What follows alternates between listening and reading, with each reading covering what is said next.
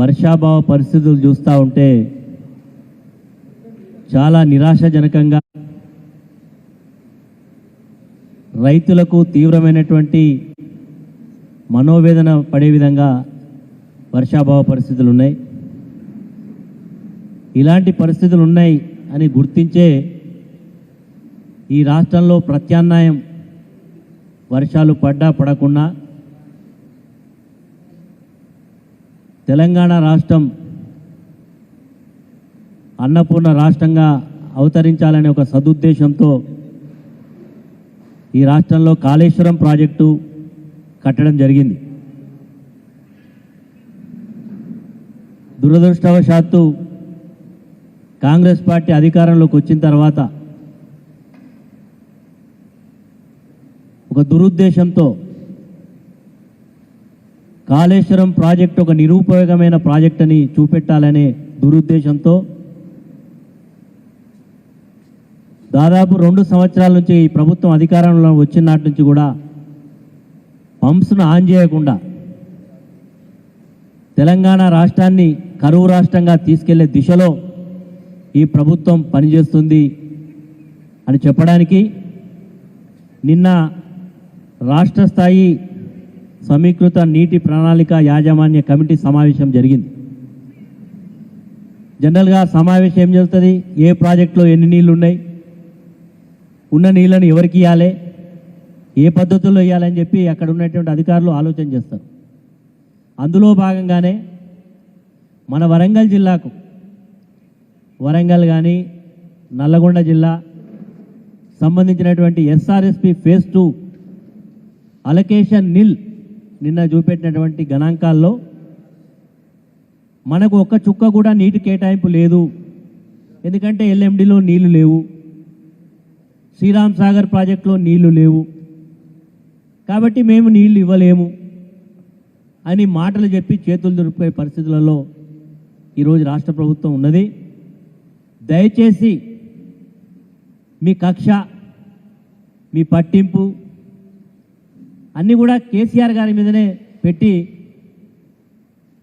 Committee వేసిళ్ళు, ఆ Ghosh committee వేసిళ్ళు. ఆయన ఏం విన్నాడో ఏం చూసిండో కానీ ఆయన ఏకపక్షంగా ఆయన నివేదిక ఇచ్చినట్టుగా మీ లీకుల ద్వారా తెలుస్తున్నాయి. కానీ ఒక రైతుగా, నేను ఒక రైతుగా బాధపడుతున్నాను. ఈరోజు ఒక రైతుగా ఈ వర్షాలు చూస్తూ ఉంటే ఇప్పటికి సాధారణ వర్షపాతం కంటే చాలా తక్కువ వర్షపాతం నమోదైంది. ఆగస్టు మొదటి వారంలో ఉన్నాం, ఇంకొక 10-15 రోజులు మాత్రమే వర్షం పడే అవకాశం ఉన్నది. కానీ మనకు భగవంతుని ఇచ్చిన వరం ఏంటంటే గోదావరి నదిలో దాదాపు ఎవ్రీడే 1,00,000 నుంచి 1,50,000 క్యూసెక్ల నీళ్లు నిరుపయోగంగా కిందికి ప్రవహిస్తూ ఉన్నాయి. కాబట్టి తక్షణమే మీ రాజకీయాలు పక్కకు పెట్టండి.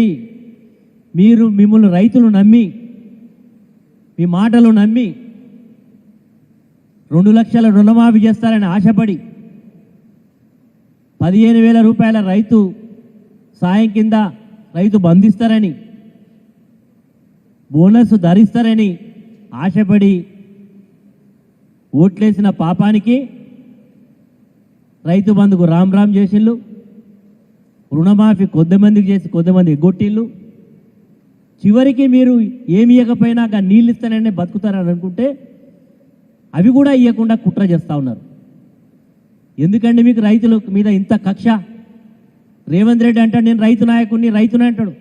నువ్వు రైతు నాయకుని అయితే ఇట్లా చేయవు, నువ్వు రియల్ ఎస్టేట్ బ్రోకరు కాబట్టే ఈ రకంగా ఆలోచిస్తూ ఉన్నావు. ఉత్తమ్ కుమార్ రెడ్డి నువ్వు ఇరిగేషన్ మంత్రి అని చెప్తా ఉన్నావు కదా, నీ నియోజకవర్గానికి కూడా నీళ్ళు వస్తాయి.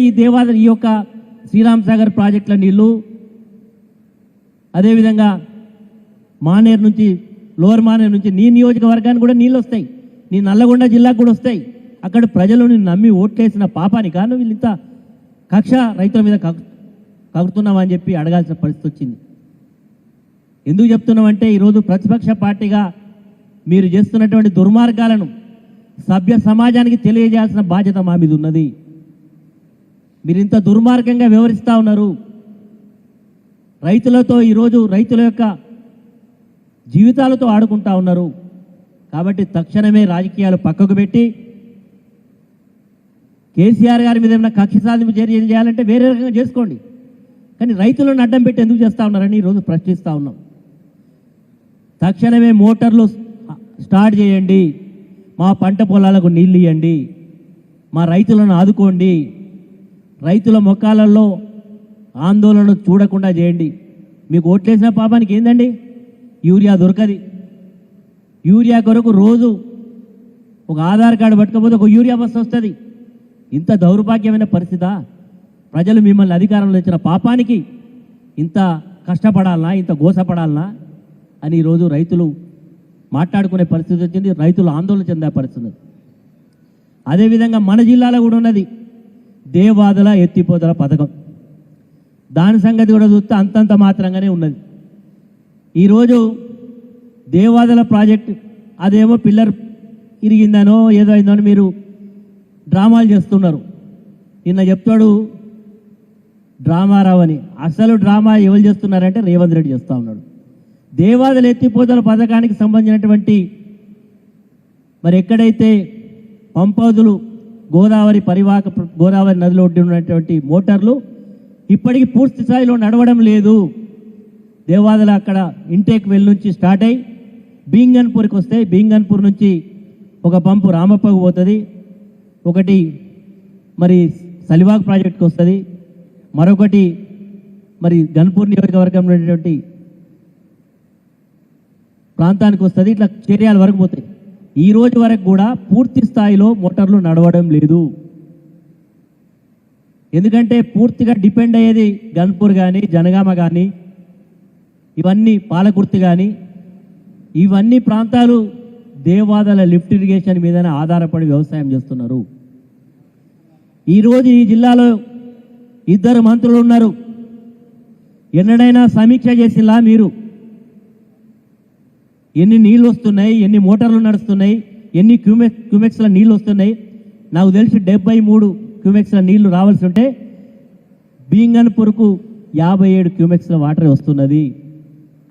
ఎందుకు మిగతా నీళ్ళు వస్తలేవంటే పంపులు రిపేర్లో ఉన్నాయని చెప్తా ఉన్నారు, పైప్ లైన్ లీకేజ్ ఉన్నాయని చెప్తా ఉన్నారు. ఇవన్నీ ఎప్పుడు చేసుకోవాలండి? ఎండాకాలంలో నీళ్లు లేనప్పుడు రిపేర్ చేసుకోవాలి. కానీ ఈ పాలకులకు చిత్తశుద్ధి లేదు. వీళ్ళు ఎంతసేపు అధికారాన్ని అనుభవించడం తెలుసు తప్ప రైతులను ఆదుకోవాలనే చిత్తశుద్ధి లేదనేది చాలా స్పష్టంగా కనబడతా ఉన్నది.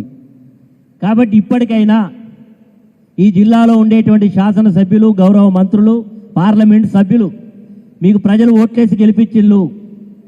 ఈరోజు మనకు ఎల్ఎండిలో నీళ్లు లేకపోతే రాజకీయాలకు పక్క పెట్టి మీరు మీ ముఖ్యమంత్రి మీద తిరుగుబాటు చేయాల్సిన పరిస్థితి ఉంది. రైతుల పక్షాన మీరు గనక రైతుల పక్షాన మాట్లాడకపోతే రైతులు మిమ్మల్ని గ్రామ పొలిమేరల నుంచే తరిమి కొడతారు.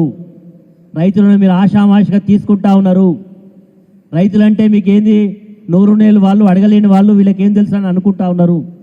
కానీ మీకు తగిన ప్రాయశ్చిత్తం చేయబోతారు రైతులని చెప్పి హెచ్చరిక చేస్తూ ఉన్నాం.